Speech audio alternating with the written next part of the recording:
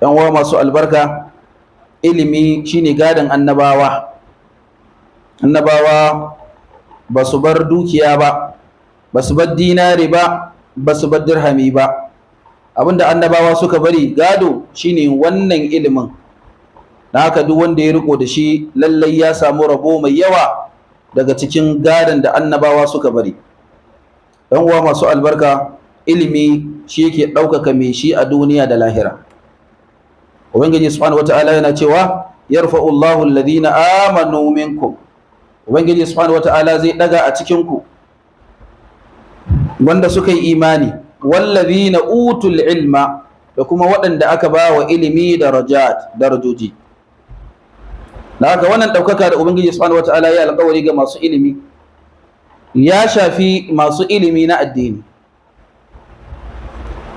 bal har ilimin duniya ma Ubangiji subhanahu wata'ala yana ɗaukaka ɗan adam da shi a duniya.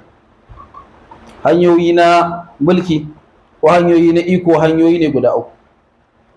Ko mutum ya zamo attajiri, ko mutum ya zamo mai mulki, ko mutum ya zamo malami.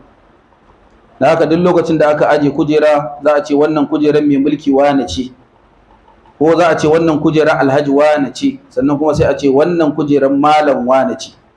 Ubangiji subhanahu wata'ala yana ɗaukaka kaskantaccen mutum da ilimi, musamman ilimin addini, wanda ba ɗan kowa bane, ba ɗan gidan kowa bane, amma sai ka ga yana da alfarma da zai zauna kujera ɗaya ga shiga gwamna ko kuma ga shiga shugaban ƙasa saboda ɗaukaka ta ilimi da ta kai shi. Idan mun ɗauki misali a aikace, ko a ma'aikatu na gwamnati ko aikin force, za ka ga wani ya yi shekara 20 yana yin aiki, amma yau sai ka ga wani ya shiga aiki shekaran jiya ya fito yau kuma wai shine ogansa. Me ya bambanta su? Abin da ya bambanta su shine ilimi. Wannan ya shiga da ilimi, wannan bai shiga da ilimi ba. Na haka ilimi ita ce hanya mafi sauƙi na samun ɗaukakar ɗan adam a duniya da lahira. Wanda ke da ilimi yana da harshe har ranar tashin alƙiyama, domin shi ilimi na addini tasirinsa yana wanzuwa bayan mutuwar mai shi. Annabi Muhammad sallallahu alaihi wasallama ya ce idan ɗan adam ya mutu aikinsa ya ƙare sai abubuwa guda uku: sadaka mai gudana, ko kuma ilimi da yake amfana da shi, ko kuma ɗa na gari da yake masa addu'a. Idza matal insanu, idan ɗan adam ya mutu, in qata anhu amaluhu illa min salas, ayyukansa sun yanke sai ayyuka guda uku: sadaqatin jariya, sadaka mai gudana, wato sadaka da bata yankewa. Wanda ya gina masallaci bayan ya koma ga Ubangiji subhanahu wataala, wannan lada zai ci gaba da bin sa matukar ana sallah a wannan masallaci. Wanda ya dasa wata bishiya fi sabilillah, matukar mutane suna amfana da wannan bishiya, wannan lada yana isa a gare shi. Wanda ya gina wata rijiya, matukar mutane suna shan ruwa wannan rijiyar, yana kabarinsa, wannan lada yana kaiwa zuwa gare shi. Haka nan wanda ya gina makaranta ake karatun alqur'ani, ake ambaton Allah a ciki, shi ma matukar ya koma ga Allah, to wannan lada yana gudanuwa zuwa gare shi. Aw ilmun yuntafa'u bihi, ko ilimi da yake amfanuwa da shi. Wato a yanzu malamai sun rasu, wasu yanzu kusan shekara 1000 da rasuwa, amma har yanzu lada yana kurara a cikin kaburburan su saboda ilimi da suka bari mai amfani. Yanzu muka zo muna magana su Imam Malik, an zo ana magana su Abu Hanifa, idan an zo ana magana su Imam Shafi'i, ga koma cikin siyar za ga yanzu kusan shekara 1000 da rasuwa, wasu sun haura ma, amma har yanzu ana ambatan su da alkhairi, har yanzu ana ɗaukar littafan su ana karantawa. Kwatankwacin ladan da ka samu su ma suna samun kwatankwacin wannan lada. Me ya ba su wannan daraja? Abin da ya ba su wannan daraja shine ilimi. Aw waladun salihun yad'u lahu, ko kuma ɗa na gari da yake yi masa addu'a. Da haka waɗannan su ne suke bin mutum bayan mutuwarsa. Daga cikinsu akwai ilimi.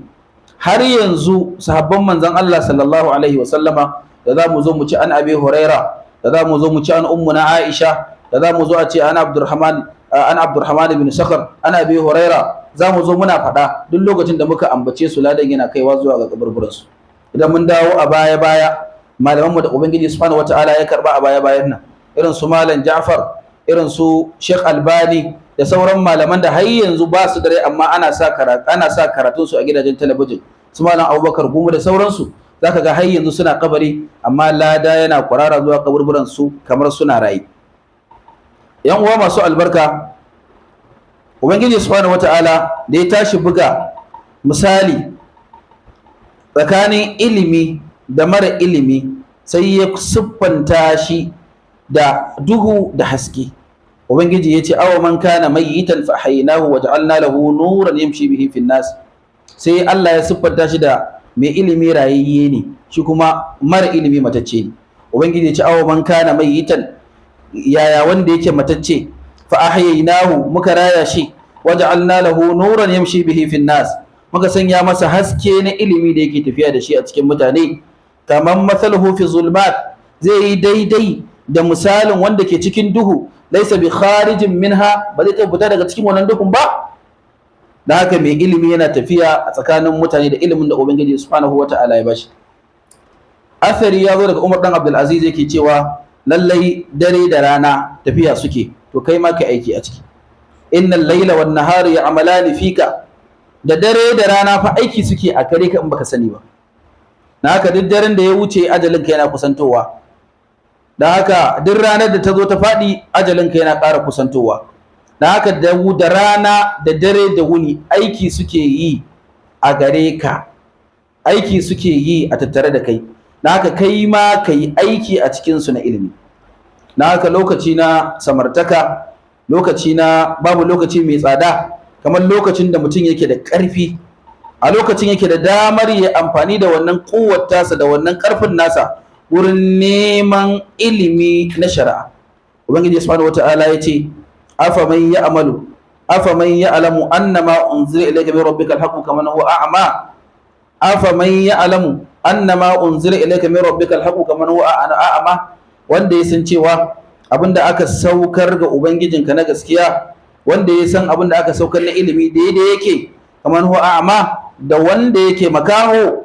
ubangiji subhanahu wataala anan sai ya siffanta mai ilimi da mai gani, sai ya siffanta jahili da makaho. da haka jahilci rashin lafiya ce wadda ubangiji subhanahu wataala ya zarge ta, musamman jahilci akan ilimin addini. ubangiji subhanahu wataala ya siffanta banu isra'ila da cewa jahilai ne. wajawazna bi bani isra'ila al-bahra fa'ataw ala qaumin yaqufuna ala asnamin lahum qala ya musa ij'al lana ilahan kama lahum aliha. sai Allah ya ce qala innakum qaumun tajhalun. ubangiji sai ya zarge sai ya ce ku mutane ne jahilai. inna ha'ula'i mutabbarun ma hum fihi, wadancan da kuke gani ubangiji ya ce wajawazna bi bani isra'ila al-bahra, wato muka tsallaka kogi da banu isra'ila. bayan an tsallaka da su fa'atau ala qaumin yaqufuna ala asnamin lahum, sai suka zo wajen wasu mutane suna bautawa gunki. sai suka ce qalu ya musa ja'al lana ilahan, annabi musa mu ma kai mana Allah nan mana. ij'al lana ilahan kama lahum aliha, kamar yadda suke da alloli. sai Allah ya ce qala innakum qaumun tajhalun, sai ya ce ku mutane ne jahilai.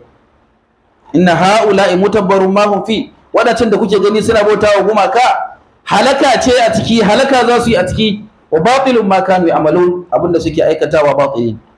a cikin wannan aya ubangiji subhanahu wataala ya zargi banu isra'ila da makanta ta rashin ilimi da har ta sa suke ganin cewa wasu suna bautawa gumaka, su ma ya kamata a ce a yi musu gumaka su dinga bautatawa. yan uwa masu albarka, jahilci rashin lafiya ne, jahilci ciwo ne, kuma ubangiji subhanahu wataala ya sanya maganin wannan ciwo shine ilimi. ilimi da tambayar malamai da ƙoƙarin bibiyar majalis da ake yin karatun addini ya ishi alfahari ga ɗalibin da yake ɗaukar littafin sai kaɗe, ya je makaranta ko ya je masallaci ya zauna ya saurari hadisan manzon Allah sallallahu alaihi wasallam, ko ya zauna ya saurari tafsiri na alƙur'ani, ko ya zauna ya koyi karatun alƙur'ani. hadisin da manzon Allah sallallahu alaihi wasallam yake cewa man salaka tariqan, duk wanda ya bi wata hanya yatlubu fihi ilman, da yake neman ilimi da wannan hanyar da ya bi, sahalallahu bihi tariqan ila aljanna, Allah zai sauƙaƙe masa hanya aljanna. duk wanda ya dage da neman ilimi, to wallahi ku lura, duk wanda ke neman gaskiya, duk wanda ya makalkale yana neman gaskiya kuma yana neman ilimi, za ka ga cewa ubangiji subhanahu wataala bai bashi a cikin bata ba, sai Allah ya nuna masa hanyar gaskiya. manzo Allah ya ce wa innal mala'ika ko mala'iku la tad'u ajnihataha ridan li talibil ilm, mala'iku suna shimfida fukafukansu domin yarda da abin da mai tafiya neman karatu yake yi. wa innal alima, mai masani ko wanda ya san addini ko mai neman ilimin addini, la yastaghfiru lahu man fis samawati wa man fil ard, wanda suke sama da wanda suke ƙasa suna yi masa istighfari. wal hitanu fi jawfil ma, har kifaye suna yi wa ɗalibin ilimi istighfari. wa inna fadlal alimi alal abid, falalar malami wanda yake bautawa Allah da sani da wanda yake bautawa Allah ba tare da sani ba, kawai shi mai bauta ne ba tare da ilimi ba. ka fadlil qamari lailatul badri ala sa'iril kawakib, kamar falalar farin wata ne ranar da ya cika akan sauran taurari. kuma su ma suna da haske, amma ya hasken su yake da hasken farin wata ba za a kwatanta ba. wa innal ulama warasatul anbiya, manzo Allah sallallahu alaihi wasallam yace lallai malamai magadan annabawa ne. wa innal anbiya lam yuwarrithu dinaran wala dirhaman, kuma su annabawa basu bar dinari ba basu bar dirhami ba. wa inna ma warathul ilm, abinda suka bari shine ilimi. faman akhadahu, wanda ya riko da shi, akhadha bi hadin wafir, lallai ya riko da rabo wanda yake mai yawa. yan uwa masu albarka, lallai mutum ya dage gurin neman ilimi. ina zaka je karatu? yau kana karatun malam Khamis yana tafsiri, gobe kana karatun da daddare kana masallacin Fadl ana karatun Qur'ani da kai, ranar Litinin kana masallaci ana karatun Riyadus Salihin. to lalle wannan alama ce na ubangiji yana son ka da alkhairi. amma ka zo ka zauna kana dan musulmi mai bauta Allah, a ce wai ko baki baka iya tayarwa ba, kuma kana zaune a cikin mutane baka jin kunya. a ce baki baka iya tayarwa ba, a ce addu'ar da za a karanta a cikin sallar janaza baka iya ba, sai dai kai ta mamo da baki kai ma kamar sauran mutane, ai kai asara. da haka alamar mutum bawa ubangiji yana son bawa da alkhairi ya zamo ya dage gurin neman ilimi, domin da ilimin ne bawa zai bautata wa ubangijinsa ala basira, sannan mutum ya tsaya car akan addini. Allah bai halicce mu dan komai ba sai dan bauta. duk abin da muke ta yi a nan na fagan neman kuɗi, muna nema ne don mu samu ƙarfin yadda za mu bautata wa Allah. na haka rayuwar ba neman kuɗi ba ce kawai, a'a, Allah ya halicce mu don mu bauta. muna neman kuɗi ne don mu samu abin da za mu ci gaba da bautar ubangiji. na haka da ta za mu bauta wa Allah babu ilimi, baka san yadda za ka yi ba, baka san rukunan sallah ba, baka san sharaɗan sallah ba, baka san qabli ba, baka san ba'di ba, baka san ta ina za a fara azumi ba, baka san zakka ba, baka san yadda za ka cire zakka ba. annabi Muhammad sallallahu alaihi wasallam ce may yuridillahu bihi khairan, wanda Allah ke nufin sa da alkhairi, yufaqihuhu fid din, sai ya fahimtar da shi addini. wanda Allah ke nufin sa da alkhairi sai ya zama ya fahimci addini fiye da komai. yan uwa masu albarka, addinin musulunci ya sanya ilimin addini ya zama wajibi akan kowanne musulmi namiji da kowace musulma mace. ko da wannan neman ilimin akwai wahala, ko da sai ya sha wahala zai je nema.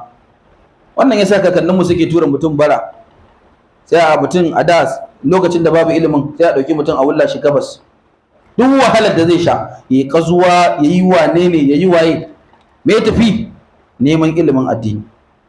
sahabban manzon Allah sallallahu alaihi wasallam su ne babban misali akan wannan. sun kasance suna jurar kowace irin wahala gurin neman ilimin addini. hadisi ya zo daga Jabir dan Abdullah cewa yayi tafiya a ƙasa wata guda zuwa Sham, saboda ya ji labarin akwai wani mutum da yake da wani hadisi guda ɗaya wanda annabi Muhammad sallallahu alaihi wasallama ya faɗa, shi bai san shi ba. saboda hadisin nan guda ɗaya ya tafi tun daga Madina har zuwa Sham tafiyar wata guda don ya je ya samo ilimin wannan hadisi, ilimin da ya zama wajibi akan mutum ya kamar ilimin ibada, ilimin alwala, ilimin sallah, ilimin zakka idan mutum mai dukiya ne, domin da ilimin ne mutum zai kai ga tsoron Ubangiji subhanahu wata'ala. Malamai sun bayyana cewa daga cikin ilimin da yake wajibi mutum ya koya, wanda yana cikin ilimin da yake fardu ainin akan kowanne mutum ɗaya, shine ta'allumu ahkamul buyu, koyan ilimin kasuwanci liman ya'malu bitijara, ga wanda yake cikin kasuwanci, ga wanda yake dan kasuwa ne. Wajibi ne kowanne dan kasuwa ya san ilimi na kasuwanci, hatta la yaqa'u fil harami aw riba, kada ya je ya fada cikin haramun ko ya fada cikin riba, wa huwa la yadri alhali bi sani ba.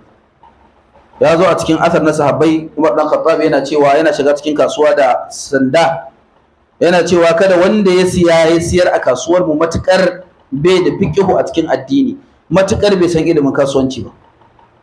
Ali dan Abi Talib, sahabin manzon Allah sallallahu alaihi wasallam, yake cewa wanda ya shiga kasuwanci bai san ilimin kasuwanci ba to zai karo da riba. Manittajara, wanda ya shiga kasuwanci qabla an yatafaqqaha irtadama bir riba, zai karo da riba. Summar taɓam yace zai karo da riba, zai karo da riba, zai karo da riba, musamman a irin wannan kasuwanci da muke ciki wanda ke da alaka da riba. Babu wani kasuwanci da yake kusa da riba kamar kasuwancin da muke yi na hada-hadar kuɗi da kuɗi. Na haka wanda daga cikin magabata ya zo gidan wani ɗan canji zai sha ruwa, aka fito mai da ruwa tun a wancan lokacin zamanin su Imam Malik, ya ce ba zai sha ba. Aka ce ai sarraf ne, ya ce ba zai sha ba, ya ce dukiyarsu da yawa daga cikin riba ce. To kun ga lallai babu wanda ya cancance nemi ilimi na yaya ake yin kasuwanci a addinance kamar ɗan kasuwar da ke cikin wannan kasuwa. Ɗan uwa masu albarka, daga ni'imar da Allah ya mana a wannan lokaci akwai hanyoyi da yawa na neman ilimi. Akwai darussuka musamman a wannan kasuwar a masallatai wanda mutane ba su halatta. Akwai darussuka da yawa, masallacin Zonfo bana mantawa tun a shekarun baya mun yi umdatul ahkam, an yi hisnul muslim, mun yi nabiyur rahma, mun zo mun fara karatu a cikin ahkamul buyu. Akwai wani littafi da muke yi ma la yasi'u tajiru jahalahu. Bayan nan tun lokacin sa malam Khamis har yanzu ana yin tafsiri. Kullum masallatan mu ko ina karatu ake yi, amma mutane ba sa iya zama su saurari waɗannan karatu.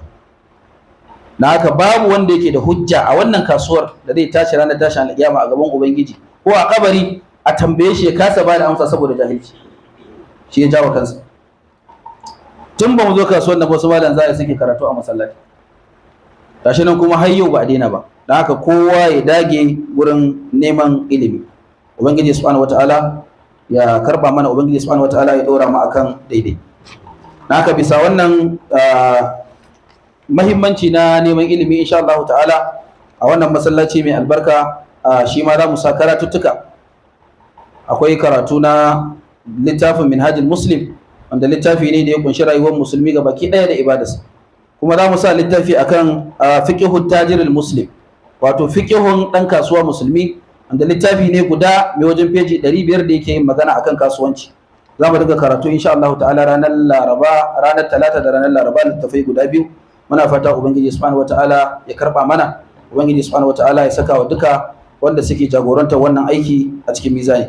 Kamar yadda muka ji sauti na masallacin mu gabaki daya canza, kuma wani daga cikin bayan Allah a wannan gida shine ya dauki wannan gagarumin aiki wanda kuɗi ne masu yawa sun kai miliyan da wani abu ya biya aka yi wannan aiki, aka sa mana kaya na sauti. Muna fata Ubangiji subhanahu wataala ya sa wannan aiki zai mai sadaka jariya. Muna fata Ubangiji subhanahu wataala ya sa masa albarka a cikin kasuwancinsa. Muna fata Ubangiji subhanahu wataala ya zame masa jagora da duka 'yan kasuwar mu, wannan kasuwa tamu. Muna roƙonka ya Ubangiji duka alkhairin da ka sani ka saukan mana da shi, duk wani sharri da yake tunkarar mu ya Ubangiji ka kawo mana da shi. Masu jari a cikin mu ya Allah ka kare musu jarin su, marasa jari a cikin mu ya Ubangiji ka ba su jari, ya Ubangiji ka dai mana dukkan wani sharri da zai tunkaro mu. إن الله وملائكته يصلون على النبي يا أيها الذين آمنوا صلوا عليه وسلموا تسليما اللهم صل على محمد وعلى آل محمد كما صليت على إبراهيم وعلى آل إبراهيم وبارك على محمد وعلى آل محمد كما باركت على إبراهيم وعلى آل إبراهيم إنك حميد مجيد ربنا آتنا في الدنيا حسنة وفي الآخرة حسنة وقوموا إلى صلاتكم يرحمكم الله